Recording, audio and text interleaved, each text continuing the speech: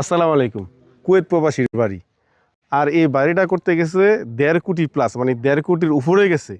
এটা একটা অবাক করার বিষয় যে এই বাড়িটা ১.৫ কোটি টাকা কেমনে গেল। ১.৫ কোটি টাকাতে তো ২-৩ তলাও করতে পারতো, কিন্তু ১.৫ কোটি টাকা কীভাবে গেছে গা।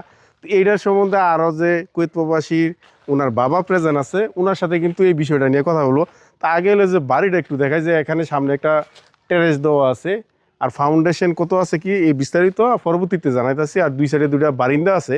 আর এই সাইডে একটু কি করছে দেখেন, যে এই সাইডে লম্বা একটা বারিন্দা দিছে। এই পাশ দেওয়া তো পরবর্তীতে এসএসের কাজটা করা হইব। তো আমি একটু এন্দা দেখাইতেছি যে এটা ১.৫ কোটি টাকা কেমনে গেল, অবাক করার বিষয়। কিন্তু এই বাড়িতে মেন গেটে দেওয়ার না ঢুকিয়া এন্দা কেড়ে ঢুয়াইলাম একটা জিনিস দেখানোর লাগে। এন্দা বিষয়টা দেখেন যে এনে একটা উজুখানা করছে।